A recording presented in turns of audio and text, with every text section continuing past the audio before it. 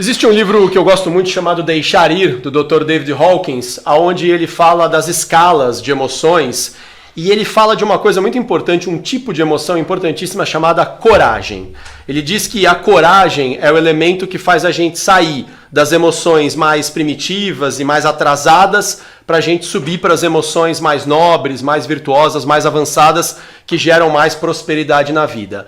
A gente hoje vai falar um pouco de coragem, mas vai falar dela sobre vários aspectos e para isso a gente chamou uma duplinha aqui que teve muita coragem em alguns dos empreendimentos que abriu, inclusive na própria proposta de tema. Acho que ele vai contar aqui uma história legal de um dia que ele tomou uma chamada ali de um cara por causa do tipo de tema que ele escolheu, enfim. Ele vai contar para vocês, mas vamos ter coragem aqui de começar então mais um episódio do nosso delicioso e também corajoso podcast Quando Comi o Cérebro de Sócrates.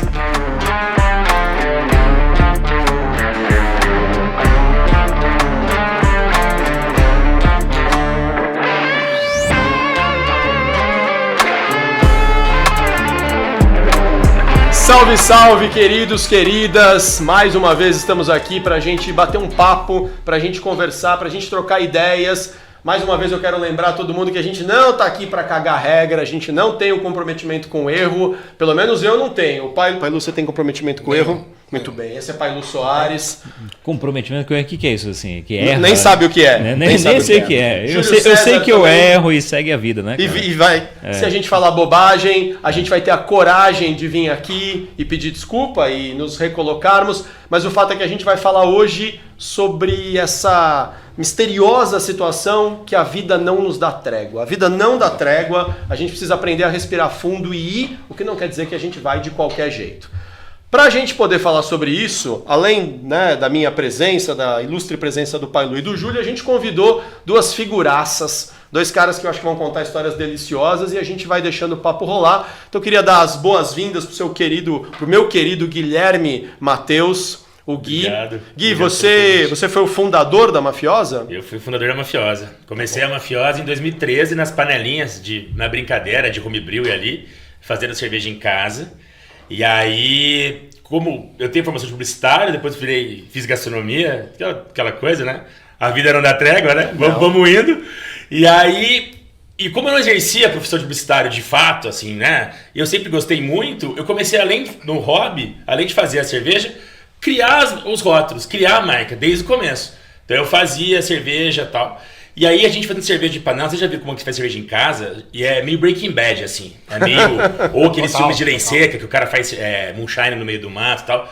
É muito parecido. E como eu gosto muito do tema da máfia, essas histórias da lei seca e tudo mais, eu pensei no nome Mafiosa. Eu falei, vamos chamar de Mafiosa, porque, e assim, cerveja caseira tinha um negócio que você não pode vender, porque é proibido.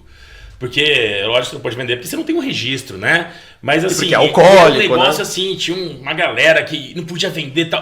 Cara, eu me sentia muito mafioso fazendo cerveja em casa. Mas aí, como todo bom mafioso, você não... Bom mafioso na parte romântica, deixando bem claro aqui que ninguém é contraventor aqui. Como todo bom mafioso romanticamente, você não gosta de andar sozinho. Aí você falou, eu vou montar meu bando. Aí você falou, vou trazer aqui um comparsa. E quem que você escolheu para ser seu comparsa? Olha. Apresenta essa figuraça que você trouxe aí. Marcelo Sesquinha aqui comigo. Mas não é como o Sesquinha, que eu conheço ele, nem como o Marcelo. Vulgo Cisco. Cisco. Ciscão, já começa contando. Por que Cisco? Cisco, sobrenome, Sesquinho. Por causa do sobrenome. E aí a gente é alto pra caramba, né? Não sei, eu sou, você também é. Pois é. E aí virou Cisquinho e partiu pro Cisco. Pro Cisco. E aí foi isso. Hoje vocês são a gangue. Exato. O Eu entrei na Mafiosa em 2020, eu não faço parte desde o começo. Mais ou menos, né? Diretamente não, né? Porque a gente se conhece faz pouco tempo. Faz uns 30 anos, mais ou menos, que a gente se conhece. Que é quando vocês nasceram, né? Porque eu tenho 25, vocês são um pouquinho mais velhos que eu, né? Mas eu entrei pra máfia em 2020 e eu digo que é uma correção do tempo. O tempo errou lá atrás e aí ele corrigiu em 2020. Que foi quando eu entrei pra Mafiosa. Mas toda a gente começou a fazer cerveja junto também, cada um fazia nas suas panelinhas. Eu segui pra outro rolê cervejeiro e depois eu vim pra Mafiosa. Essa mas vida não dá trégua mesmo, junto. né? Ô, gente, falando que ela não dá trégua... Não, o que você ia falar? Eu ia falar aqui, brincando aqui, né? Falando de panelinha, hoje a configuração tá meio estranha, né? Tá o Júlio... Trio Parada Dura, né? Nesse canto parece um ringue, né? Porque nós estamos em 5, excepcionalmente. Né? E Primeira temos vez que a gente tá em 5 microfones. aqui. Então, casa de mãe que acolhe todo mundo, cabe todo mundo, vamos dar um jeito aqui, por essa razão a configuração tá diferente, tá bom? Mas se cabe todo mundo na mesa, cabe cerveja na minha caneca também. A gente não tem costume de tomar álcool enquanto a gente conversa, né? Porque a gente fica com medo de depois ficar falando meio torto, falar umas coisas que não deveria. Mas aí não teve jeito. Os caras apareceram aqui no estúdio com um monte de cerveja. A gente falou, Gelada. mas é pra fazer o quê? Gelada, é. É pra fazer o quê com isso? Eles começaram a rir. Então, Gui, Cisco, façam às vezes. O que vocês sugerem que a gente faça com essas cervejas enquanto a gente conversa? Vamos seguir uma ordem? Quer seguir a ordem de... Eu acho que a gente pode seguir. Ou também, eu não sei. Não, Que vocês querem escolhe aí, vamos explica o que nós vamos tomar e a gente começa a bater papo. Vamos começar com a Dondrino, que foi a primeira cerveja que a gente lançou e aí vocês Inclusive explicaram. agora, dia 31. Mostra A aqui ideia na dela. câmera, Dondrino, por favor. Deixa eu pegar aqui, deixa eu pôr bem próximo aqui. A Dom foi a primeira cerveja que a gente lançou. Ela chamava originalmente Ipadrino. Essa é uma história muito legal. E aí ela tinha uma mãozinha, que tem um filme famoso que tem uma mãozinha, né? De tipo de. Como é que chama? É a Família Adams? Familhadas? De fantoche, não, de fantoche. E aí ela chamava Il Padrino. E aí a Paramount não gostou da homenagem e mandou pra gente uma notificação Se liga aí. extrajudicial. Cara, deixa eu contar uma história rapidinho antes disso. A gente recebeu, e você conhece ele, o Reciero da Tesla, né? E ele contou também que ele tomou uma chamada do pessoal, acho que do Thomas Edison, né? Quando ele fez a cerveja. E eu não sabia que você também tinha uma historinha dessa pra assim, contar. A gente tinha até uma caricatura do Marlon Brando no primeiro rótulo, né? Eu fiz o primeiro rótulo. Você que desenhou. Obrigado, gente. E aí eu peguei coisas da internet e falei, cara, não vai dar pau. Imagina que os caras vão me ver fazendo cerveja em Valinhos. Eu falei, vamos lançar ele assim que tem um apelo legal e a gente faz uma mudança aos poucos, né? E aí, cara, acho que um mês de mercado. Cara, chegou mês. uma notificação. Tem muitos escritórios que não é da Paramount, assim, específico. E eles ficam olhando oportunidades. Aí o cara fala, cara, a Paramount compra essa briga. Aí eles vão lá, eles montam um negócio, mandam pra Paramount. A Paramount fala, tá bom, pode acionar. Aí eles acionam. E aí, assim, até a minha advogada de hoje, eu tive outros problemas, já comentei, foi coisas mais locais aqui, de conflito de marca e tal, que acabou dando certo. E aí, a minha advogada atual, ela fala, a gente tinha entrado. Eu falei, com que dinheiro, né? Nós vamos brigar com a Paramount, cara. Porque tinha, qual que é o problema? A marca El Padrino, eles não tinham registro no Brasil para bebidas. Eles tinham na Itália. Ah, mas tinha na Itália. E aí tem um lance, mas ela falou que a gente podia ter dado uma brigada ali. Mas era muito dinheiro e a gente tava Mas começando. coragem não significa falta de juízo, né? Aliás, deixa eu provocar aqui, eu vou jogar a bucha pra vocês contarem a história, né, da mafiosa e da vida de vocês. Várias vezes nos processos que eu tô conduzindo, seja psicoterapêutico, de coaching, workshop, enfim, a gente se depara com essa discussão da coragem. E às vezes eu pergunto pras pessoas, né? Qual é o contrário do medo? E aí, no geral, o pessoal fala pra mim, o contrário do medo é a coragem. E eu falo, não, nem a pau. O contrário do medo não pode ser a coragem, porque se você não tem medo, você nem precisa da coragem. Na verdade, a coragem ela anda lado a lado com o medo. Quando o medo aparece, a coragem vem para equilibrar. O contrário do medo, me parece ser a irresponsabilidade. Se eu não tenho medo, eu atravesso a rua sem olhar. Se eu não tenho medo, eu vou lá e lanço o produto e vou enfrentar um conglomerado muito maior do que eu, porque eu não tenho medo. É importante ter um pouquinho de medo. O medo ele nos regula. Mas quando o medo ele é o único líder, né, emocional das nossas decisões, ele também nos paralisa. Aí entra a coragem para a gente aprender a acelerar o carro e frear quando necessário e vai pilotando. Então, a coragem ela tem um papel importante para equilibrar o medo. A ausência de medo é um negócio perigosíssimo na vida. Que bom que você teve um pouquinho de medo, né? E parou para Vamos trocar, vamos mudar calcular. nome ali. Mas ao mesmo tempo vocês tiveram coragem de abrir, né? Isso aqui também, hein? Boa, então é verdade. Saúde. Muito obrigado. E a Senhores. Dom vai fazer 9 anos agora, dia 31 de agosto. 9 anos do lançamento da primeira cerveja da Mafiosa, né? Mafiosa, aí eu conto o lançamento oficial, eu não conto o tempo de panelinha, né? Tá. Conto o CNPJ aberto aí da... E aí, como é que é esse enredo da coragem e dessa vida que não dá trégua, aí os projetos vêm na cabeça? Como é que começa essa história? Foi muito isso mesmo, né? Você falou, como é que é? A vida não dá trégua. A vida não dá trégua, respira fundo e vai. Cara, a Mafiosa foi exatamente isso, assim. A Mafiosa era um hobby, e aí a gente fazendo cerveja em casa, e aí os amigos querendo comprar cerveja que não podia vender, e cara, a gente fazia 20 litros de cerveja. E assim, demora um mês pra ficar cerveja pronto. também. Demora muito tempo. Então não tinha nem pra vender, não tinha esse interesse. E aí a gente descobriu que eu poderia alugar uma fábrica e fazer industrializar meu produto, né? Que a gente tá assim até hoje, cervejeiro cigano, um modelo de negócio e tal. Certo. E a gente lançou no mercado, cara. Eu falei, cara, o que vai acontecer? Eu perguntei, a gente vai ter 2 litros de cerveja pra tomar. Né? A gente vai conseguir vender esse lote. Eu tinha na minha cabeça essa responsabilidade, né? Falei, cara, a gente vai conseguir vender esse lote. Pode demorar. Não era um investimento tão alto inicial, assim, era um investimento alto, mas era muito mais de força física, de trabalho, do que de grana. Você não quebraria como indivíduo. Exatamente. A gente estava em 4 na época, né? E aí a gente mandou bala, cara. A gente fez esse primeiro lote aí. E aí foi indo, cara. Não tinha o espaço físico que você tem em Valinhos hoje. Não tinha o bar. bar. Depois. O espaço, a gente tem uma mafiosa com 9 anos. Ela começou em 2015. Em 2018 a gente montou o espaço físico, que acho que foi um passo muito importante pra gente, pra fortalecer a marca, pra todo o caminho ali, né? Fica o convite, quem for aqui de Campinas e região, Valinhos, né? Valinhos. Que fica o espaço da Valinhos, Mafiosa. Só jogar ali no Waze que... Então jogar Mafiosa, Tap Garden lá, que vocês vão chegar lá. Legal. Muito bem. E aí como é que a história vai avançando e como é que chega nos dias de hoje, onde você chama o seu... Como é que os caras no filme O Poderoso Chefão chamam uns aos outros? Tem os várias, capos. tem os capos, Mas aqui eu entro como Underboss.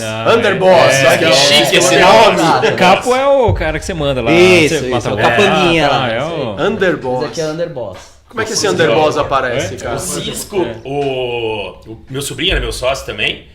E aí, ele mais novo e tal, chegou uma hora que ele não tava mais querendo ficar ali e tal. Ele falou, pô, Gui, acho que eu não quero continuar e tal. Eu falei, cara, vem da sua parte, né? Ele, pô, mas não sei o que. Eu falei, mano, por que você não fala com o Cisco? Porque o Cisco é ser meu amigo há muito tempo, né, Cisco? Sim. E aí ele tinha um brew shop, que era... Eu tinha uma loja, eu vendia insumo pra produção de cerveja caseira. Ok. E era legal que assim, o Gui ele sempre fazia os lotes dele lá na Mafiosa, na Dádiva, que é a cervejaria que faz ainda. E aí ele ia lá pro Contembia, lá na loja, prova isso aqui, lote novo Sem e rótulo. tal, sem rótulo, sem nada. Era- Então sempre fui Não, um o Cisco sempre pouquinho de tava junto. Quase um ajuda. consultor, né? Isso, como um consultor ali, assim. Sempre funcionava assim, era bem legal. E aí, bem bacana. aceitou E aí a aceitei a proposta proposta. maluca, irrecusável, uma proposta Fez uma proposta e aí- irrecusável, colocou uma Veio cabeça de pra um família. cavalo, né? Suponho Foi que muito louco, né? não tinha todas as garantias, né? Vem que vai dar tudo nenhuma. certo. Não, e 2020, pandemia, tá? Ele entrou na É, metade. bem a pandemia. Foi bem desafiador mesmo. Mas Durante a pandemia, aliás, você foi foi- nós, eu legal acho. pra Pandemia caramba. como negócio foi boa pra vocês, assim? Porque Cara, acho que eu nunca acho- a pessoa bebeu tanto quanto na pandemia Eu acho que também, a né, gente cara? repensou muita coisa na pandemia, assim. A gente posicionou uma mafiosa diferente, assim. A galera abraçou o local, isso foi muito bom. Porque o cara tava, assim... a gente tá ali numa região... Valinhos é a nossa região é uma região rica, assim. Próspera. Né? Próspera. E a gente tá ali no meio de um monte de condomínio. E eu acredito que ali pouco... Claro que muitos tiveram problemas... Mas poucos tiveram problemas muito sérios, assim, de ficar sem emprego, porque ficaram de home office. Muita gente veio pra lá, pra região, porque, cara, era home office. Vamos alugar uma casa no interior grande, morava em São Paulo em apartamento, vamos pro interior pra ter piscina e tal, né? Então, muita gente veio com dinheiro pra gastar, porque não tinha onde ir. Sim. Então o cara ia buscar cerveja, né? Então a gente fez o delivery, o drive-thru ali. Claro, não tem nem comparação de quantidade de venda, tudo. Não, e era eu e Gui, não tinha funcionário. funcionário. Era eu e ele, abria, fechava, entregava, tirava growler, tirava cerveja, fazia tudo. Inventava uma hora toda semana. Inventava, O que vamos é. te vender hoje? O que a gente vai fazer pra entregar hoje? Vamos botar motoboy, vamos tentar fazer isso, aquilo, outro. E aí não podia abrir, não podia fechar. Segurando grana, fazendo tudo. É. Chegou, a gente tem que tomar cuidado com o que a gente sonha, né? Eu sempre quis ter um speakeasy. Sabe o que é um speakeasy? Speakeasy é um bar escondido, na época da lei seca tinha muito. E aí, pandemia rolando e tal, aí começou. Aquele primeiro momento, todo mundo muito, muito sossegado, uns 3 meses depois, ainda tudo fechado. Mas Sem começou a perspectiva, ficar né? saco cheio de ficar em casa.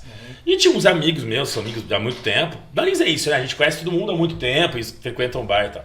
Eles começavam a pegar cerveja e tomar do outro lado da rua. Comprava e ficava tomando do lado da rua. E eu falava, cara, vamos encher o saco porque eles estão tomando lá fora, cara. E a gente tinha que fechar às 8, se eu não me engano. Falei, cara, daqui a pouco vai vizinho falar que tá aglomeração na mafiosa e tal. Aí chegou um dia que eu falei, tinha umas 10 pessoas ali, amigos e amigas e tal. Deu 8 horas, a gente precisando vender, cara. Eu falei, galera, entra aí. Fechei o portão, apaguei as luzes, deixei a galera lá no fundo tomando uma cerveja. Música baixinha. Ali. Música só no fundo, cara. Eu tinha um speakeasy. Acabou fazendo. E aí a gente conseguiu aí passar pela pandemia, a gente repensou muita coisa, né? o lado de administração mesmo, de negócio, também, né? como a gente vai se posicionar, muita coisa aconteceu. Ali. Engraçado, óbvio que foi um período super complexo. Primeiro porque muita gente morreu, depois porque muita gente perdeu o emprego ou seus negócios quebraram, né? Alguns restaurantes. Pailu, não sei se você sabe, trabalhou na Heineken quantos anos, Pailu? 18 anos. 18 anos. Eu conheci o Pailu na Diageo, que é a empresa do Johnny Walker, da Smirnoff e da Guinness.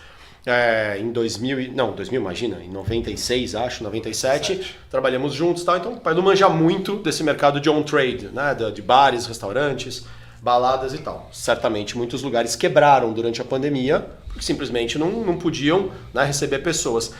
Mas por outro lado, e essa coisa da dualidade da vida é muito interessante, né? E a coragem de, diante daquilo que se apresenta, você falar, é isso? É o que temos para hoje? Então vamos. Porque seria ótimo se não tivesse a pandemia, mas tem. Seria ótimo se não chovesse bem no dia do meu aniversário no sítio, mas choveu. Seria ótimo se aquele cliente não tivesse cancelado o treinamento um dia antes, mas cancelou. E o que eu vou fazer diante disso? Eu estou falando tudo isso porque muita gente também se deu bem durante o período da pandemia. Né? Tem um chefe de cozinha que ele tá no Instagram, Rafa, acho que é Rafa Despires o nome dele, é uma figura. E ele curte estoicismo bastante e ele fala que o segredo da vida é boa comida, boa bebida e baixa expectativa. Não adianta você ficar achando, vai chover, pô, que droga tem a pandemia, eu podia estar vendendo. Nossa, cara, isso aí... Eu não sei se essa frase é estoica, mas ela cabe bem. Diz que os seres humanos fazem planos e os deuses dão gargalhadas. Mas eu tô falando isso porque o Júlio, por exemplo, trabalha com arquitetura. Eu suponho que com essa vinda de muita gente para o interior, pelo menos aqui na região do estado de São Paulo, onde nós estamos, mas acho que em vários lugares do Brasil e do mundo aconteceu isso, né? As pessoas saíram dos grandes centros urbanos e foram procurar algumas... Ubatuba tem uma vida hoje, cara, que não tinha, né? Interessante Ubatuba é uma isso, né? Agora tem lá um centro de Ubatuba. Muita gente foi e não voltou mais, né? Sim. Quantas pessoas não quiseram construir casas ou reformar casas na pandemia? A gente nunca fez tanto projeto quanto em 2020, 2021 por causa disso, né? Pois é. Muita gente saindo de São Paulo, vindo pra cá e toda essa região, Valinhos, Vinhedo, Pra mim, por exemplo, O cara ficou em casa, né? O cara começou a dar valor aqui. Não, mas Gui, eu achei que ia ser um terror por causa disso. Se todo mundo vai ficar em casa, eu que trabalho com treinamento, trabalhava com atendimento psicoterapêutico, coaching, num consultório, eu tô ferrado, eu não vou ter trabalho. E de repente começaram os atendimentos online, que é muito mais fácil de fazer do ponto de vista logístico, perde um pouco em alguns aspectos, ganha em muitos outros. E eu negava fazer esse tipo de coisa. Eu não tinha coragem de ir para isso. E tive que ir. Eram duas alternativas. Ou eu não trabalhava, ou eu trabalhava neste cenário. Sim. Vai fazer treinamento online. Cara, como é que eu vou fazer treinamento online? Eu faço um monte de dinâmicas que a pessoa precisa estar lá. Ou eu adapto, ou eu não trabalho. E de repente eu me vi reciclando um monte de coisas na minha consultoria, no meu trabalho. E eu imagino o quanto que a Heineken teve que naquela época, e você como líder, repensar o trabalho no meio da pandemia e coisas que foram acontecendo e ficaram melhores, né? A gente virou professor de delivery. Sim. Porque era bar e restaurante e tudo presencial, né? Então você não tinha muita manobra ali porque o ponto de venda tinha que ficar fechado. Mas o cara tem que sobreviver, né? Tem a brigada, tem os funcionários para pagar, então... Enfim, aí a gente começou a fomentar que ele criasse coisas, combos, para poder transferir um pouco dessa experiência no bar dentro de casa, né? A gente fomentava na outra ponta os happy hours virtuais. Rolou muito. Cada um com o seu growler, cada um com a sua cerveja, cada um com a sua bebida de preferência e todo mundo na tela. Tem a Hansen lá em Valinhos, elas iam lá, foi lá, até hoje elas fazem isso, continuam fazendo. Eles compravam um X de mafiosa e mandavam na casa de cada funcionário. Aí chegava um determinado momento do dia, fazer a reunião, cada um abria a mesma cerveja. O mesmo growler junto. E olha como a vida não dá trégua. Não, fala, Julião, por favor. Não, do que você estava falando, eu estava lembrando de um livro que eu estou lendo agora, até que você tinha comentado dele, que é A Sutil Arte de Ligar o Foda-se. Aliás, tá ali, né? Mark Manson, acho que eu trouxe ele aqui, tá aqui. Mark Manson. E que é basicamente sobre isso, né? Que, pô, cara, tem problema, cara, vai existir problema. E ele coloca mais, assim, que a felicidade, ela tá justamente em resolver problemas. Uma vez eu vi alguém falando assim, cara, que uma das coisas que mais mata na vida é a aposentadoria, né? O cara fala, não, beleza, eu vou descansar. Aí não tenho mais problemas para resolver. Cara, isso define a pessoa, né? Na hora que você não tem alguma coisa para resolver. E isso tira muito do propósito que a gente tem. Então, assim, eu vejo vocês falando assim, não, eu tinha que fazer isso, aquilo. Cara, tem uma empolgação até, assim, para resolver aqueles problemas que estava tendo. Então, assim, isso cria uma história muito boa. E isso constrói, né? Constrói grande parte da nossa vida justamente diante dos problemas. Pô, deu tudo errado. Eu fui lá e resolvi. Então, assim, e aliás, isso responde muito principalmente por um empresário. Cara, acho que grande parte do sucesso está cara, vai lá e faz. Vai lá e faz. Uma vez eu vi tava vendo um case do cara do Shining Box, né? Você sabe aquela franquia, né? Os primeiros deliveries, assim, brasileiros. Pra caramba. Esse Bob's, negócio né? eu vi faz muito tempo, assim, né? Daí ele contando toda a história dele lá. Fui para os Estados Unidos, vi que tinha lá comida em caixinha, né? Chinesa. Aí ele voltou para cá e montou a loja dele, começou a vender franquia. Ele estava numa feira de franquias. E daí chegou uma pessoa e falou, nossa, sabe que eu já fui para os Estados Unidos e eu vi esse negócio lá e eu achei que seria super legal e eu já pensei em fazer. Faltou coragem. Aí o cara respondeu, eu fiz. Eu fiz. Cara, é isso, cara. É fazer assim. Vai lá e faz, cara. Assim, vai dar errado na primeira, na segunda pode ser que dê, né? Não tem como a gente saber. Mas você vai lá e fazer alguma coisa, né? Ou seja, coragem de enfrentar e ter os problemas, isso responde grande parte do sucesso que a gente pode ter. Se não tiver problema, você precisa rever, né? Porque você tem um grande problema, né? Exatamente. Se não tiver problema. Se não tiver problema. Eu acho que eu ouvi uma vez um cara falar isso, só não tem problema o cara que tá no caixão. Se você não tem problema, então vê aí. Né? Talvez você tenha ido e não percebeu, né? Já passou. Mas a gente não sabe, né? E talvez não saiba. Pessoal, falando em problema e falando em agir, não é por nada não, mas a minha caneca tá vazia. A minha também tá, próxima, né? Falando. Qual é a próxima e por Vamos que lá. ela existe? A Noiva foi o segundo rótulo que a gente lançou. Era a nossa cerveja mais premiada. Não sei se tem algum palmeirense aqui. Eu sou corintiano. Eu falo que gente, podcast encerrado, tá? Eu não sabia que ele era corintiano. É nóis. Eu falo que a Noiva... A gente adora o problema. O time que gosta. A Noiva é que nem o Palmeiras. Ela tem o Brasileiro, a Libertadores, só não ganhou o Mundial. A gente mandou. Mas a gente tem... Amigos palmeirenses, calma, é só uma brincadeira. Vocês têm o Mundial que a tia Leila comprou. Não é nem bom falar do Palmeiras, que é uma fase boa que demorou pra fazer uma fase boa do Palmeiras. E é ruim, tem que ter problema. Por isso que é bom ser corintiano. Você tá sempre com problema. Você tá sempre ali nervoso. E aí a Noiva, segundo rótulo lançado pela Mafiosa, é uma American Wheat. Era uma época que eu pensava que a Mafiosa ia ter 3 rótulos. A gente já fez mais de 100. Naquela época... Comerciais. A cerveja tinha... Não, mas peraí, quando você fala mais de 100 comerciais, 100 com rótulos mapa, lançados, com... 100 rótulos lançados Olha que no legal, mercado. cara. E aí, a Noiva foi o segundo, que seria a nossa de trigo, né? Porque a cerveja artesanal na época tinha uma Pilsen, uma clara, que não fazia muito sentido pra gente fazer por custo, como a gente terceirizava a produção, eu ia ter uma Pilsen muito cara. Hoje até faz sentido que tem umas Pilsens mais elaboradas, tal, as lagers estão ganhando um espaço no mercado. Então a gente queria ter uma IPA, uma de trigo e uma escura, que foi a melindrosa, que veio depois. E aí essa era a ideia, né, a princípio. Então a gente lançou a de trigo na sequência, que ela é uma leve, ela seria a nossa leve. Ela tem 5% de álcool, ela é clarinha, ela não é tão amarga, nós vamos provar ela. Muito bem. E a gente ganhou medalha no primeiro lote, cara, foi muito legal, assim, a cerveja. E por que ela chama a Noiva? A Noiva é Beatriz Kiddo, do Kill Bill, que ela tem a personagem do Kill Bill, a gente fez, lógico, uma alusão a ela aqui, né? E aí, nessa vez a brincadeira de buscar alguma história de... Porque a gente fala de máfia, mas não só de máfia, porque o Kill Bill tem uma máfia ali também, né? Essa máfia no cinema tem várias histórias, né? E, cara, Tarantino é demais, né? A gente já inspirou o Tarantino em várias cervejas. A gente fez a Jimmy Scoff recentemente, que é Jimmy Scoff do Fiction, que eles chegam com o carro, que eles matam o cara no... Cães de Aluguel é dele também, não é? Vocês fizeram alguma em homenagem? Cães de Aluguel ainda não. Pô, dá pra usar o nome dos personagens, das cores, né? E aquele Snatch, Porcos e Diamantes não é do Tarantino. Snatch não. Mas vai numa linha dessa também. Ele esqueceu de fazer. Que o Vinícius de Moraes falou baden pau, então o Chopin esqueceu de fazer. Essa história do Vinícius Chopin, né? O Baden toca e o Vinícius fala. O Baden Powell, que é um grande violonista, né? Baden Powell, você tá plagiando o Chopin. Imagina, Vinícius, pelo amor de Deus. Não sei se você sabe dessa. Ele acorda a esposa no meio da madrugada. Amor, vem cá, ouve essa música. Isso aqui não é Chopin? Aí a esposa fala, não é Chopin. Aí o Vinícius de Moraes abraça assim o Baden Powell, talvez depois de umas 8 ou 9 garrafas de uísque, e fala assim, então Chopin se esqueceu de fazer essa. Que coisa linda, cara, que coisa linda. Bem lembrado essa história. E aí a Beatriz Kiddo é a personagem principal do Kill Bill. E aí a gente se inspirou nela pra fazer a Noiva, e depois tem a Noiva volume 2. Ô, Danilo, vai falar aí. Saúde. Vai falar que você assistiu o Bill também?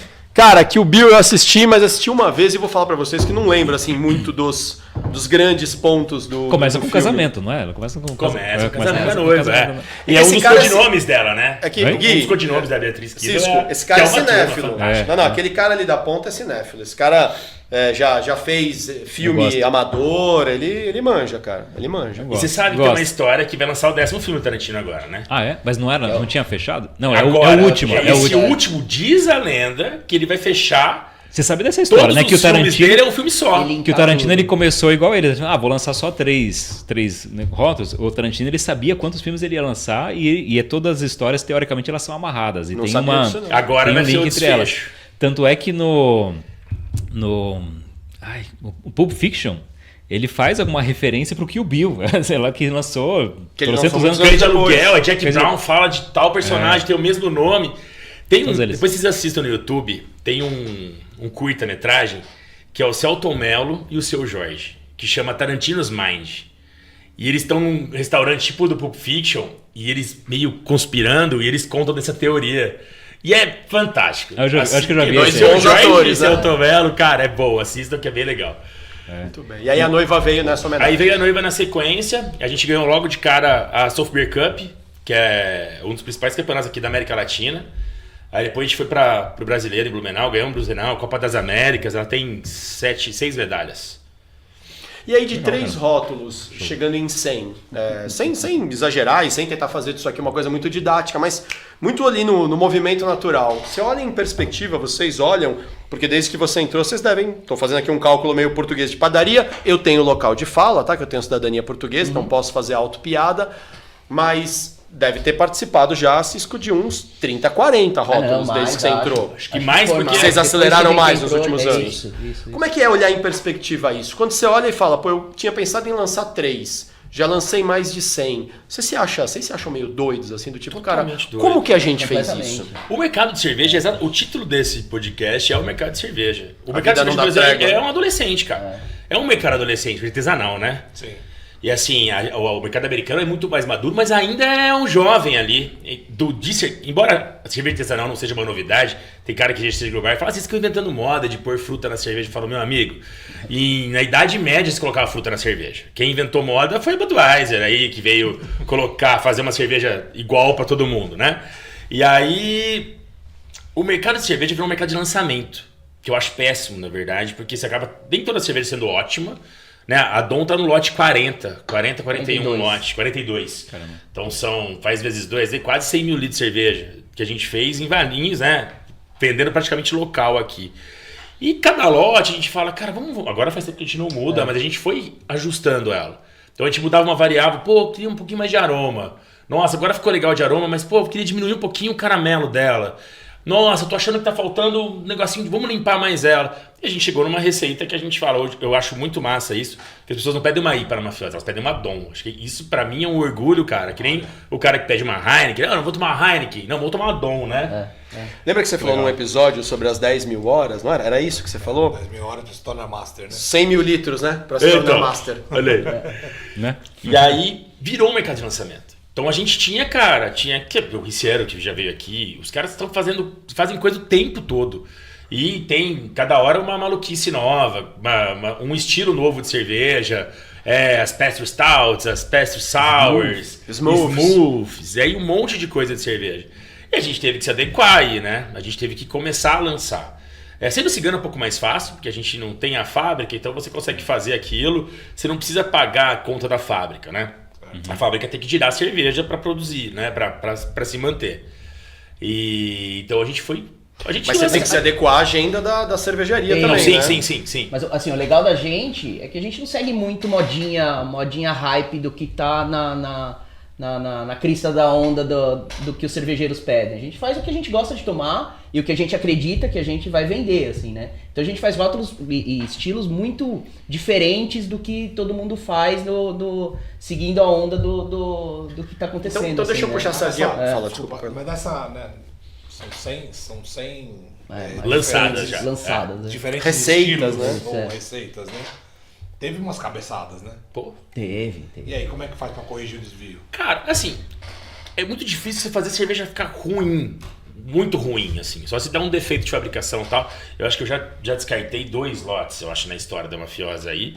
E geralmente é um problema, como a gente é cigano, é isso que eu falo. Às vezes é um erro da fábrica, geralmente. Ou um erro, o cara, sei lá, teve um dos erros que teve um problema num filtro.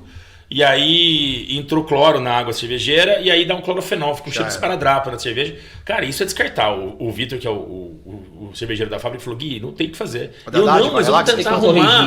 Não tem como fazer nada. Ele falou: Gui, esse defeito não tem como fazer. A maior parte dos defeitos... Mas aí vem a responsabilidade dele também, né? O fato de ele ser um cara super responsável. Não, ele não tem papo, né? A cervejaria dele também estava fazendo a cerveja. E, né, não tinha por que ele seguir aquilo lá.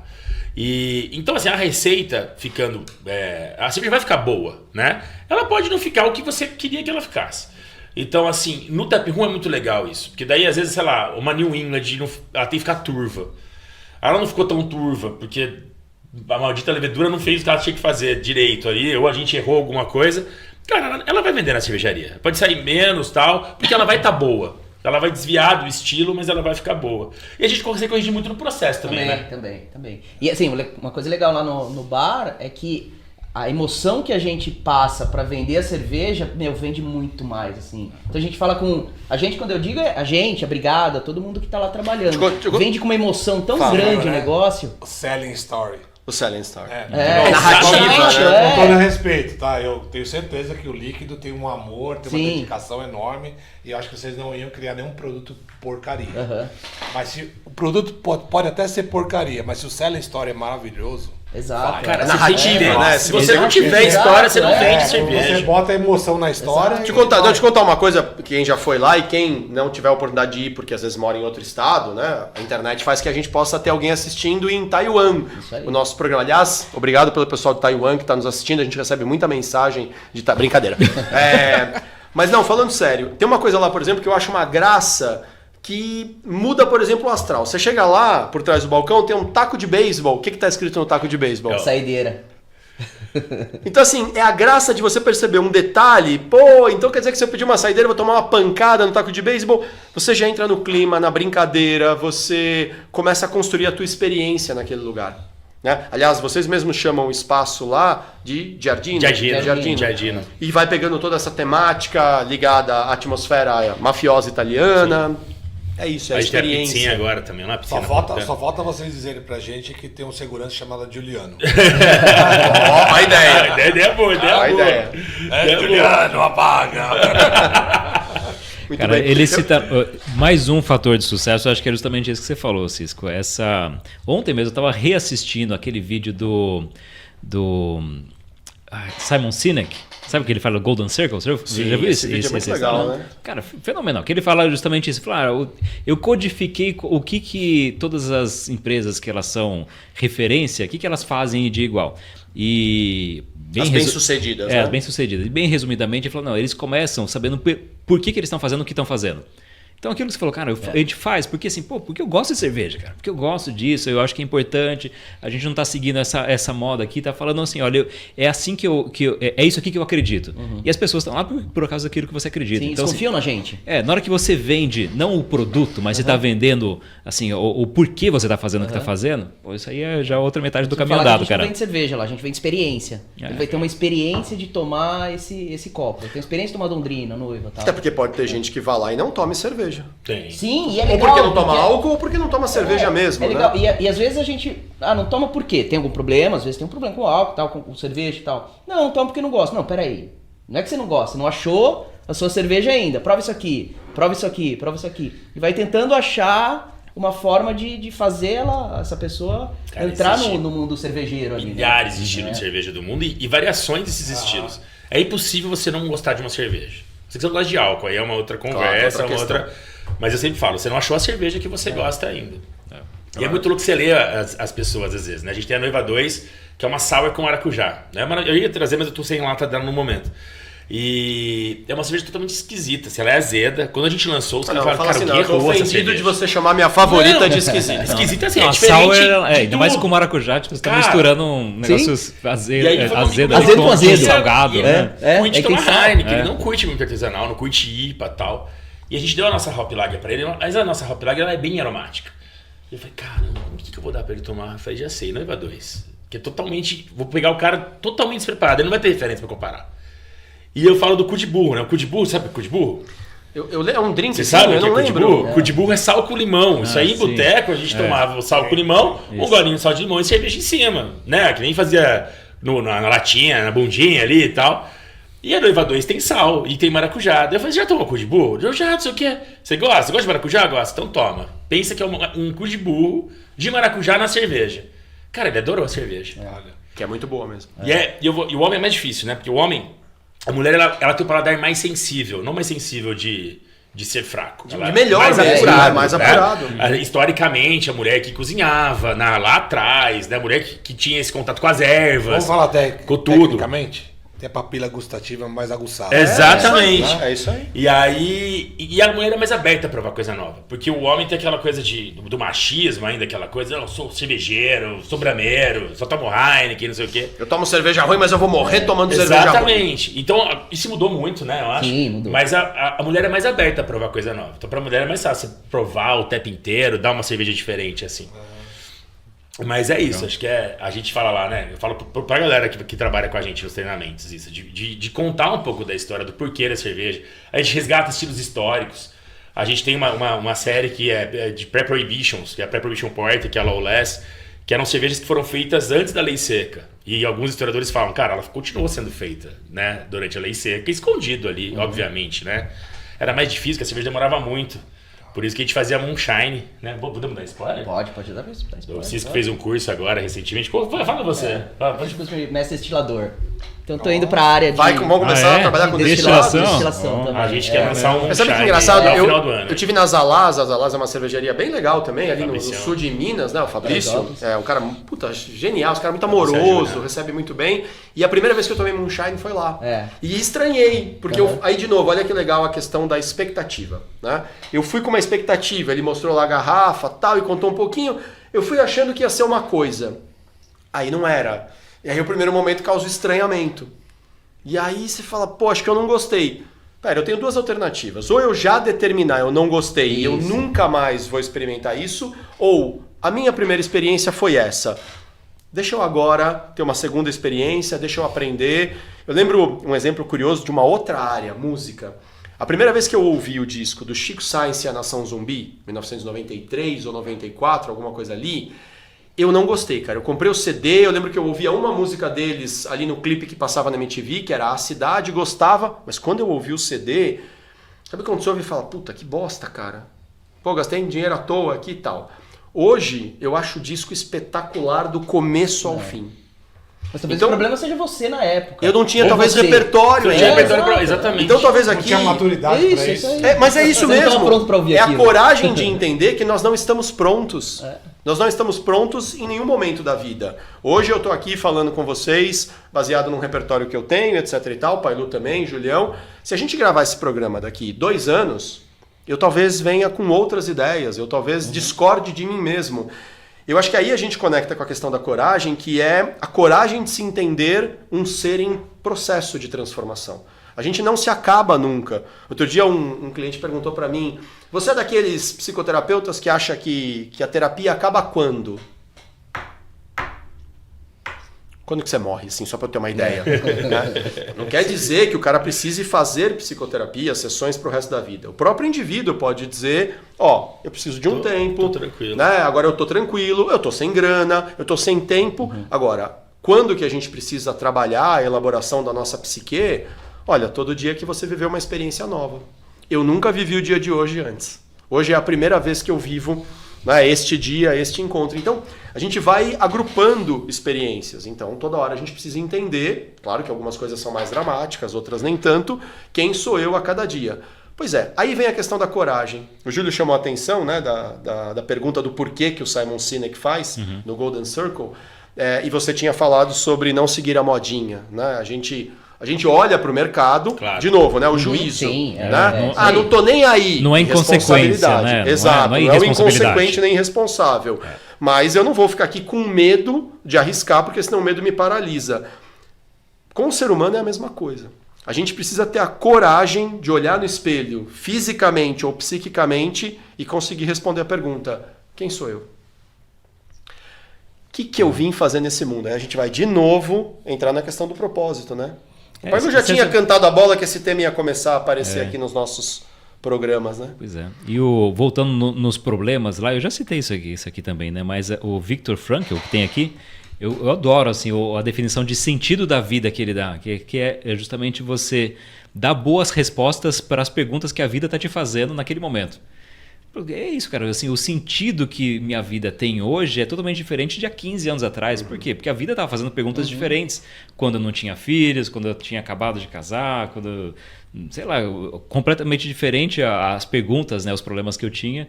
E na época eu tinha que dar algumas respostas e dependendo se minhas respostas eram boas ou não, isso dá sentido, né? E agora... Posso contextualizar? O Viktor Frankl era um psiquiatra austríaco que foi capturado pelos alemães nazistas, né? Nem todo alemão é nazista, claro, nem foi todo alemão nazista, mas quando eles invadiram a Áustria ele foi capturado porque ele era judeu. E ele ficou 4 anos preso em campos de concentração, principalmente em Auschwitz, e ele conta na biografia dele que ele só não morreu porque, primeiro, ele era médico, né? Todo psiquiatra tem a formação na medicina, então ele era útil aos nazistas que estavam aí tomando conta daquele campo de concentração para cuidar de algumas pessoas, inclusive os próprios soldados nazistas que ficavam doentes, e porque ele tinha um propósito na vida, tanto que depois ele desenvolve toda uma teoria, né, psicoterapêutica baseada na questão do sentido da vida. Você sofre porque você ainda não entendeu o sentido da sua vida. Você não sabe ainda onde você é útil. Porque problemas tem você, eu, o Cisco, o Pailu, o Gui, o Júlio, todo mundo. Agora, quando você tem um sentido na sua vida, um propósito, e você trabalha para entender isso e para construir esse propósito, o problema continua existindo, mas você fala, pois bem, problema, dá licença que eu preciso entregar alguma coisa aqui para a vida. Dá licença porque eu tenho que fazer alguma coisa. E uma coisa importante assim, que a vida ela faz perguntas diferentes em momentos diferentes. Porque assim, cara, você começou com a ideia de fazer 3 rótulos, puta, eu preciso fazer 100 agora. Tudo bem, vamos fazer 100, cara, se o mundo é esse, na época eu não ia ter a coragem. Caramba, eu preciso criar 100 cervejas e produzir isso. Hoje a gente vai. Que você que faz as receitas, vocês que criam as receitas. Agora você está junto comigo ali. Mas no começo era eu que fazia. E o Frankl falava isso, né? Ele dizia que ele acha que ele só sobreviveu no campo de concentração porque ele tinha uma coisa para criar. Ele tinha escrito um livro, os nazistas tomaram o manuscrito do livro e ele dizia, eu preciso sair daqui e sobreviver, né? Para poder sair daqui, porque eu preciso reescrever o livro. É um projeto na minha vida, escrever o livro com a teoria toda. A gente produz na Cogumelo, a gente tem um lote... Na Dádiva eu faço as de linha e as que eu lanço no mercado. Na Cogumelo eu faço produções menores que a gente só vende no TEP. Então a gente às vezes faz uns testes, uma cerveja diz, ficou boa, vendeu bem, vamos produzir mais e vamos lançar no mercado, que eu digo, lançar fora do TEP, né? Para vender em outros bares e tal também. E se eu não tiver, cara, um storytelling, se a gente não tiver um porquê, a gente trava pra fazer receita. A gente trava, cara. Legal. A gente tem a minha melhor cerveja, eu ia trazer, mas era uma porrada muito grande. Eu acho que a minha melhor receita é a minha melhor... a cerveja que tem mais storytelling, mais amarrada é a Kruner, que é uma American Strong Ale, que a gente fez homenagear o Frank Sinatra. O Frank Sinatra tinha uma ligação enorme na máfia, e no filme do Poderoso Chefão tem a cena da cabeça de cavalo, dizem que foi inspirada numa história do Sinatra. O Sinatra ficou até puto com Coppola. Tem toda uma história por trás, que o Sinatra tinha uma banda, e ele queria sair dessa banda. Só que ele tá meio amarrado com o contrato, e mandaram uma cabeça de cavalo, não foi uma cabeça de cavalo, mas deram um jeito do Sinatra ser liberado dessa banda. Então tem uma história da máfia e tal, e o Sinatra era fã de Jack Daniels, de whisky, Bourbon, né? Que não é Bourbon, Tennessee, na verdade. Tennessee. E a gente tinha saído na época um lúpulo que tem até hoje, que ele traz essa nota de Bourbon. Então a gente fez uma American Strong Ale pra homenagear o Frank Sinatra, que a ideia era ter sabor de Bourbon.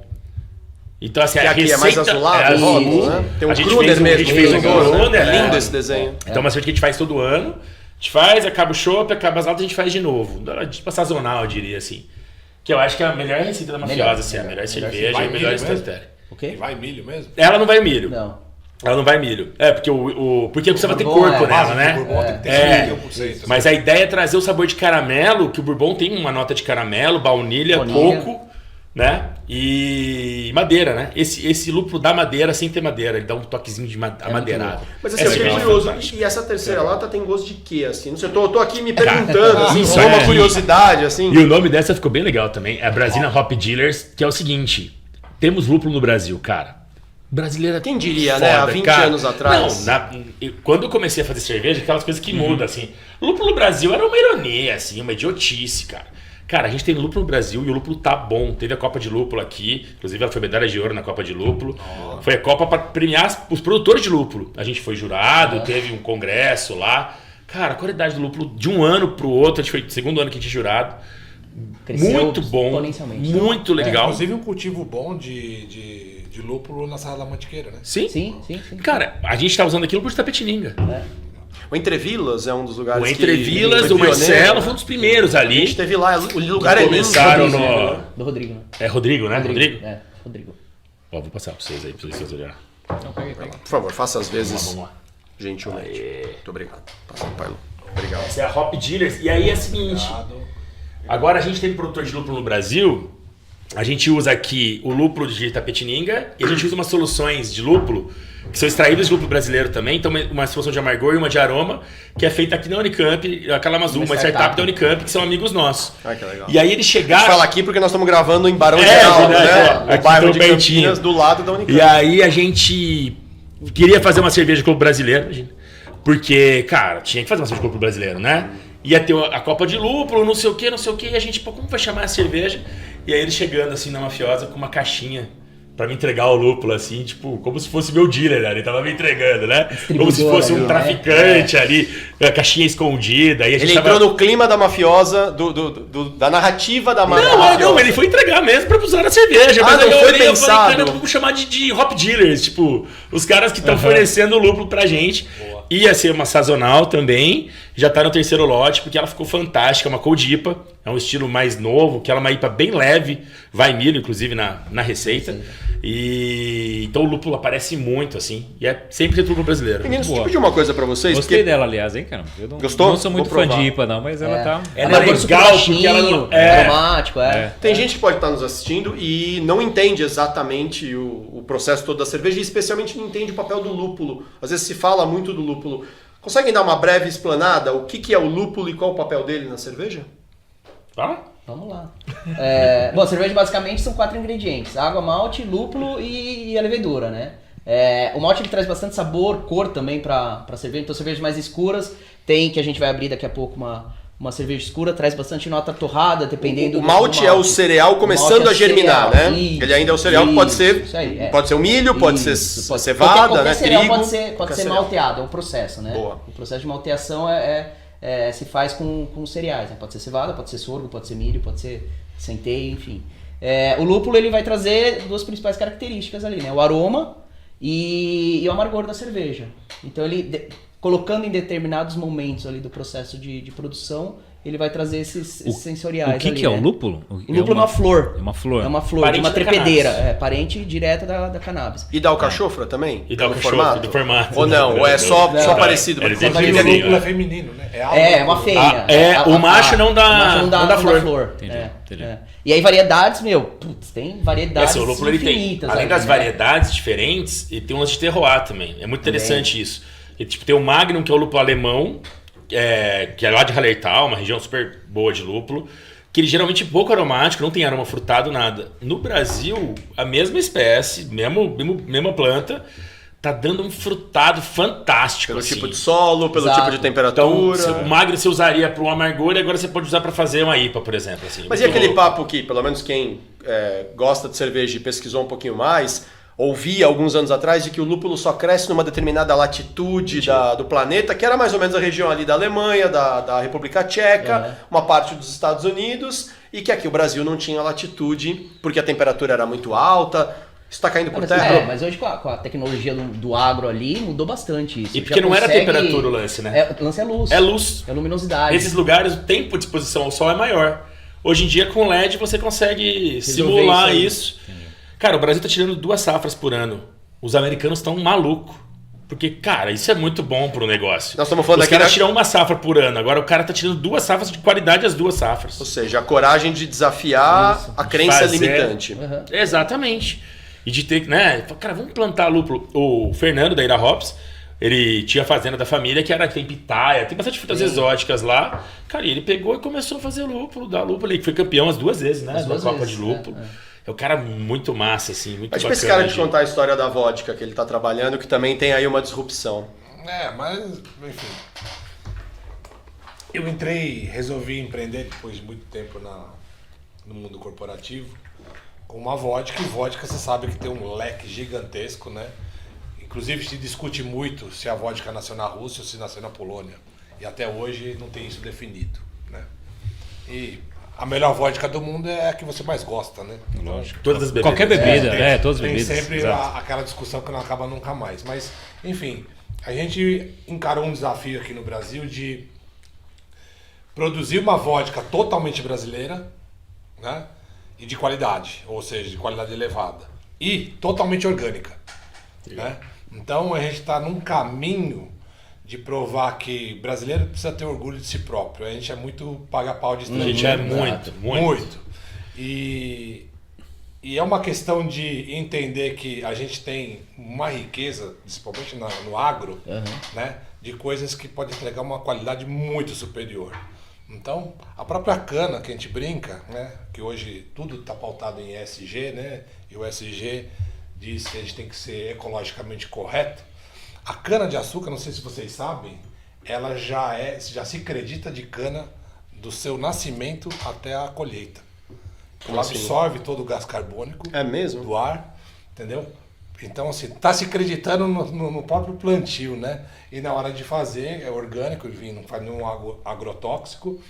E a gente consegue, com equipamento e com tecnologia, entregar uma vodka extremamente... Não fica nada a dever para qualquer russo ou para qualquer polonês. Não, e conhecimento também, né? A gente tá crescendo muito em conhecimento, em know-how ali, né? E acho que o nome também que vocês optaram é um nome disruptivo, se você pensar no histórico das O vodkas. produto né? nasceu para ser exportação, né? Então é uma nomenclatura que chama TIV, que vem de Thanks It is Vodka, né? TIV, né? Nasceu para ser exportação, mas enfim, aí com relação à Covid, a pandemia como um todo e tal, a gente concentrou de novo no mercado brasileiro. Mas é um produto bem bacana, assim, bem curioso, e a gente é um jeito de levantar uma bandeira e dizer, cara, a gente consegue produzir muita coisa no Brasil, assim como o lúpulo era um obstáculo, vamos dizer, até muito pouco tempo atrás, né? Porque, não, o Brasil não consegue ter lúpulo, tem sempre que importar e coisa e tal. Tá aí a prova de que a gente tem capacidade para tudo, né? Sim. E esse negócio do viralatismo nosso aí, né? Cara, o gin, tem muito gin bom aqui, que é muito melhor do que os gringos, né? E tem uma destilaria em Minas. É Minas? Lamas é Minas? Lamas é Minas. É Minas. Fazendo uísques, cara. Single malt maravilhoso, cara. Eu gosto muito de uísque. Que já era uma brew Não, é só coincidência do nome mesmo. E, cara, o Cisco me deu um de aniversário, que é com o Cão Engarrafado, com o Maurício Porto. Fizeram o colaborativo lá, ele é bem pitted, assim, bem defumado. E aí a gente foi na Bar Convention de São Paulo, BBC. Um evento de coquetelaria. E aí a gente provou lá, um outro que trouxe uma outra garrafa, finalizado em barril de vinho do Porto, cara, um single malt. Mas, cara, eu fui pra Bichinho, que é uma vila próxima de Tiradentes, há um ano e meio atrás, 2 anos, e tem uma destilaria lá, é libélula, não? O símbolo é uma libélula, mas o nome não é libélula, você lembra? Não vou lembrar. Peço desculpa, pesquisem aí, ó, Bichinho, destilaria. Cara, não só a cachaça, que era o tradicional, era espetacular, mas o gin que eles estão fazendo lá é de altíssima qualidade. Um lugar pensado, muito bonito, estruturado. A questão aqui não é a gente não tem como fazer gin. A pergunta é, nós estamos nos preparando para fazer a coisa direito? Vale para o gin, vale para a vodka, vale para a cerveja, vale para qualquer projeto. O brasileiro ou qualquer povo que o valha, a gente não leva jeito para isso. A gente não leva jeito ou a gente ainda está preso no orgulho? Porque toda vitimização é um orgulho. Sim.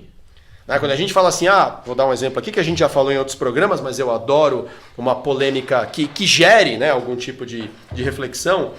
Todo indivíduo tímido, ele só é tímido porque ele é orgulhoso.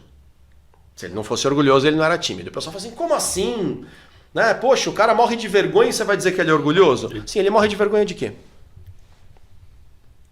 Ele morre de vergonha que alguém ria dele. Do ridículo. Por que você não sobe no palco? Porque eu não sei falar direito. Tudo bem, mas aí se você subir lá e você gaguejar, o que vai acontecer? Vão rir de mim. Tá, e qual é o problema? O problema é que vão pensar de orgulho. Então, acho que o grande ponto aqui é que às vezes a própria vitimização, essa coisa meio, o Brasil, né, o brasileiro é meio vira-lata. Então, porque nós somos extremamente orgulhosos. E o orgulho atrasa a nossa vida. O orgulho impede a gente de ter coragem. Porque o orgulho faz a gente ficar na desculpinha, no papinho mole, de que, porque eu sou, eu faço, eu aconteço. Sim, e aí? E quando que vai lá fazer acontecer mesmo? Sai do discurso. A gente precisa ter humildade, às vezes, de dizer, eu vou lá tentar. Eu vou lá fazer. Se der errado, eu vou lançar uns 40 lotes até acertar. Mas eu tenho um propósito e as coisas vão se conectando. Precisa ter coragem. A coragem, ela combate o orgulho. Isso é uma coisa muito legal. É difícil, o corajoso combate o orgulho. Destilado, principalmente. Na cerveja a gente já quebrou um pouco isso. Tinha um pouco no começo. Agora já a qualidade da cerveja nacional tá muito alta, artesanal. Porque, cara, a cerveja que vem de fora, ela vai viajar, bicho. E ela vai chegar aqui cara e cansada. E pra tomar fresca, entendeu? Quando você vai lá viajar, você toma lá. Toma em local, cara. Eu acho isso muito massa. Eu acho que o beba local tem muito a ver. E acho que o desafio do destilado, principalmente, é o status, né? Porque muita gente vai tomar uma vodka, vai tomar aquela francesa que era... Grey Goose. Vai colocar... Porque, cara, é uma Grey Goose. Eu tô tomando o uísque. Prêmio, né? Eu vou tomar um Lamas, que custa 300 pau a garrafa, ou eu vou botar um Ballantines 12, que é mais barato até, mas o Ballantines, eu vou te dar um Ballantines, você conhece, não vou te dar um nacional. É escocês, né? Então, e às vezes é esse que é o erro, né? E você tá tomando um produto muito melhor. Que imagina, se o cara tá fabricando lá longe, e ele tá mandando pra cá e aquilo custa mais barato do que o nacional, é porque aquilo é ruim. Há Né? uma chance de ser ruim. Não, Cara, pelo menos do nacional ser melhor. Exatamente, não que é ruim, né? Mas é isso aí. E aí, às vezes, a pessoa tem que se provocar a degustar aquilo, né? Entender aquilo e não comprar por orgulho, por mostrar que você tá tomando, mas porque, cara, eu tomei e eu gostei. Né? Coragem eu tomei, eu de conheci dizer. o Pailu e ele me falou da vodka. Cara, isso é uma coisa muito legal, né? Voltando, é um ciclo, né?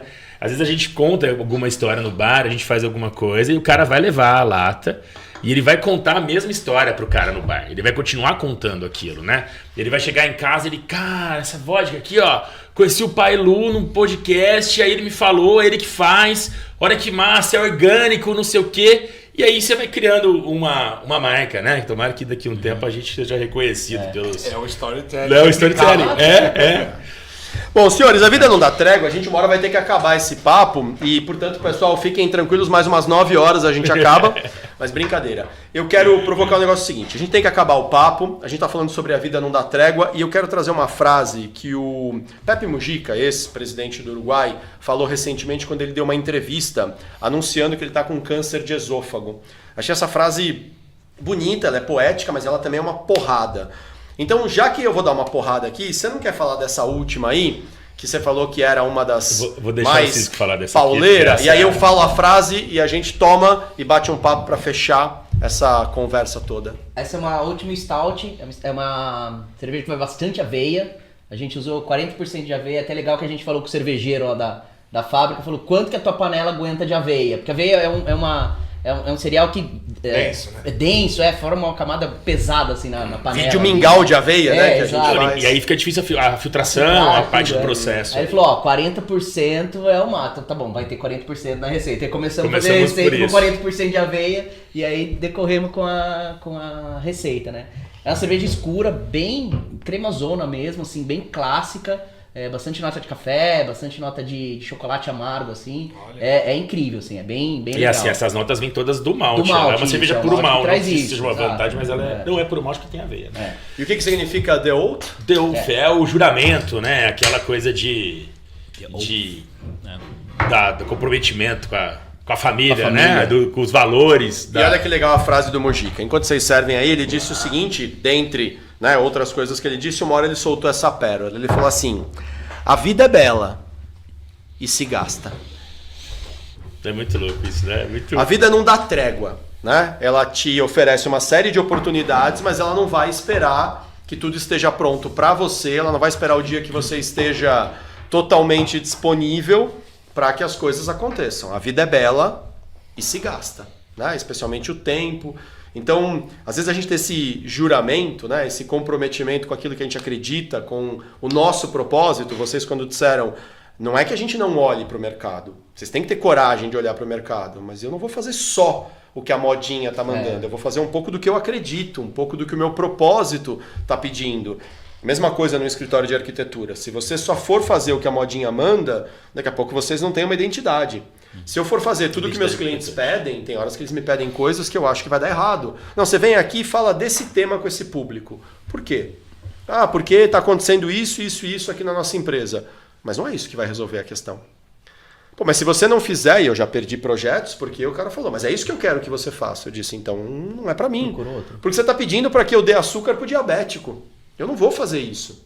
Então, a coragem de dizer, este é o meu propósito, né? E é isso, a vida não vai dar trégua. Ou você tem um propósito e segue esse propósito e vai tomar porrada por causa disso, né? Como a gente brincou, os seres humanos fazem planos e os deuses dão gargalhadas. Ou então você corre o risco de ficar sendo jogado de um lado para o outro da vida, porque se você não tem um propósito... Aliás, quem foi que disse uma vez que se você não tem o seu... Se você não está trabalhando pelo seu projeto de vida, você está trabalhando pelo projeto de vida de alguém. Né? E acho bom que você trabalhe pelo projeto de vida de alguém. É generoso, poxa, é bonito, é caridoso, mas contanto que você saiba qual é o seu papel na sua própria vida. Né? Então acho que boa provocação, mas vamos beber, né? Porque viemos aqui para isso, né? Muito Saúde. bem. Muito bem. Senhores, A gente não tá bebendo, a gente tá se alimentando. eu queria deixar claro que eu tô bastante vermelhinho, eu sinto que eu tô quente, mas é porque a gente desligou o ar para não fazer barulho, é por causa do calor que eu tô vermelho, não é por causa... Não, de maneira Não tem nem de maneira efeito alguma. etílico, não. Deixa eu temperar um pouquinho mais Isso, o eu ia cérebro. propor isso, boa. Temperar o cérebro, isso aqui é como comi o cérebro, só no final a gente tempera um pouquinho para finalizar. Mas a gente passou esse ano aí pelas Olimpíadas, né? Aí olhando lá o que a Rebeca fez, o que cada um daqueles atletas fez, você fala, meu, isso é fenomenal, né? Aí a pergunta é, eles conseguiram fazer, eles conseguem fazer o que fazem porque eles tentaram ou porque treinaram? Parece sutil a diferença, né, de você tentar e treinar. Porque assim, certamente na hora que vocês abriram a cervejaria, vocês querem ter sucesso, vocês querem vender, vocês querem que o negócio dê certo.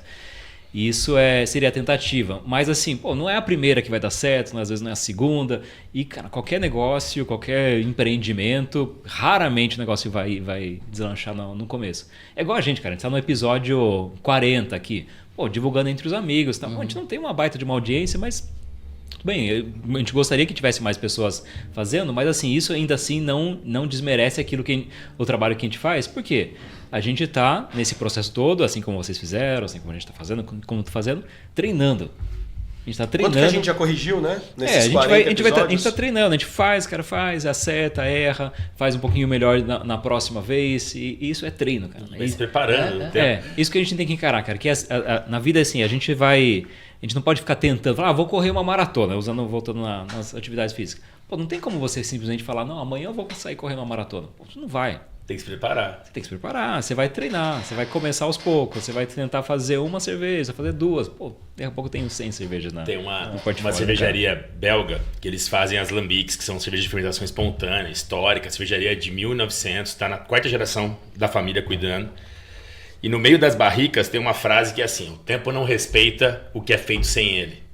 Né? Então, porque, cara, são 3 anos para a cerveja ficar pronta. E às vezes mais, às vezes menos. E 3 anos de preparo para cerveja, o cara fala, a cerveja está pronta. Como é que é a frase? O tempo não respeita o que é feito sem ele. É animal, eu tenho uma foto no meio da adega ali, animal. Cara. E a mais pura verdade, né? Quando você migra isso pro Scott, você é um apreciador de uísque assim como eu, tá? Muito. Olha a história que tem por trás de tudo isso. Tem um uísque ali, cara, que às vezes tem 30 anos, mais anos que isso, que a pessoa que invasou não vai viver para saborear aquilo. Que coisa, né? Que comprometimento. Olha né? Que história linda, cara. Isso, né, cara. Entende? Então tem que respeitar o tempo. Não, e ele faz com o mesmo carinho. Isso, pro carinho. É o propósito da vida dele ali. Tem um ditado dele ali. Não, tem um ditado árabe que é muito foda, que diz que quem planta tâmaras não colhe tâmaras. Porque a tâmara, né, a tamareira leva 100 anos, 80 anos. Hoje em dia, né, o pessoal até brinca quando eu li isso que tá caindo por terra esse ditado porque a tecnologia tá aprendendo a acelerar. O que eu também não sei se necessariamente é bom. Porque, como é que você disse? O tempo... No respeito que é feito sem ele. Mas quem planta tâmaras, né, historicamente não colhe tâmaras. O que não quer dizer que eu não possa fazer um juramento de que eu acredito no propósito disso e vou fazer, Vou isso vai adubar deixar um todo dia, legado. Manta-Mareira pra... Porque a vida não vai dar trégua, né? Vai existir vida depois de mim, né? Qual vai ser o meu papel, né? Depois de mim, tá certo? Porque outro dia eu vi o cara ensinando a conjugar, né? O mim, acho que tá certo. Mas a vida não vai dar trégua. Conjugando certo ou errado, ela não vai dar trégua. Ela vai dizer, tá bom, você conjugou errado, corrige e vamos pra frente. E aí, não adianta a gente ficar, né? Aquelas de se lamentar. A gente tem que aceitar o destino, né? Meio que aceitar o que Foge aconteceu. da vitimização. E, cara, como que a gente vai resolver isso? A gente tem que resolver. A gente faz isso todos os dias, eu acho. Vizinho reclama do barulho de banda, e aí a cerveja que talvez tenha ficado tá sem gás, arrumar, gás tá vazando, funcionário, copo que quebra, copo que rouba. Acho absurdo cobrar copo. Eu nunca roubei copo na minha vida. E agora eu tô pagando. Nunca roubei copo. E aí agora a gente só tá do outro lado, né? A gente fala, cara, mas não é possível. A gente parou até de fazer copo novo pra ver se o cara para de roubar pra. Deve ter cliente nosso que tem uma coleção de mafiosa mais do que a gente lá. Não, cara, às vezes eu vou algumas vezes lá, porque não moro muito longe, e eu percebo assim, as pessoas acabam de tomar, acho que vocês também vão aprendendo a perceber, né, o cara que tá vindo aqui pela primeira vez e ele tá com uma cara meio de quem tá muito apaixonado pelo copo, o cara acaba de beber, já vem o cara, opa, posso recolher, e já vai levando, né? A gente fica porque de se olho. deixar... Não, copo vazio você vai levar, gente. Todo mundo acho que já levou esse souvenir embora, assim, é uma cultura, né? Mas tem um lado bom da coisa. Se o cara tá levando teu copo embora, porque ele tá. É um Louco, souvenir de marca. você, Exatamente. cara. significa que a marca faz algum A marca faz sentido. Exatamente. Não, tem o lado bom. Tem o lado bom. Ele não é E roubado. teve De coragem. cervejaria é ruim, ele não vai roubar. É. Se ele tivesse gostado da cerveja, ele não ia roubar o copo. Não. Senhores, vamos fechar o papo aqui? Vamos. Então é isso. Aí. Pessoal, mensagem final. O que fica de tudo isso? Quando vocês ficam uma hora aqui trocando uma ideia com a gente com vocês, tomando cerveja, o que desperta quando a gente pensa que a vida vai continuar não dando trégua pra gente quando acabar o episódio aqui? O que vocês levam de tudo Respira e isso? vai. Acorda cedo e vamos pra Cara, luta. não, eu acho que a gente tem que sempre, lógico, olhar, né? Tem que ter o medo que a gente falou aqui, tem que ter. Mas se você não arriscar, cara, se não for pra cima, não respirar aí, você não vai sair do lugar, né? É aquele negócio que fica meio. Fica na inércia. Tipo, podia ter mais movimento, vamos fazer o quê? O que a gente vai fazer? Mas fulano fez tal coisa. Não, cara, a gente tem que olhar e arriscar. Vamos fazer esse caminho pode ser legal. E se não for, você volta e vai pro outro caminho.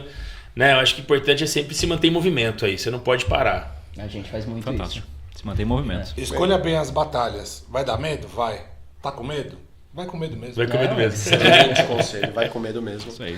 Outro dia, o que foi que eu ouvi? O medo até pode vir junto. Eu só vou deixar bem claro pra ele que quem toma as decisões sou eu. Bom, hoje comemos o cérebro de Sócrates bebendo mafiosa, né? Harmonizado. Harmonizado. Muito bem. Julião, Muito fecha bom. a conta. Não, eu acho que era isso. Mas obrigado, pessoal. Guilherme, Cisco, obrigado mesmo pela Obrigado a vocês. Saúde. visita aqui. Obrigado pela cerveja maravilhosa.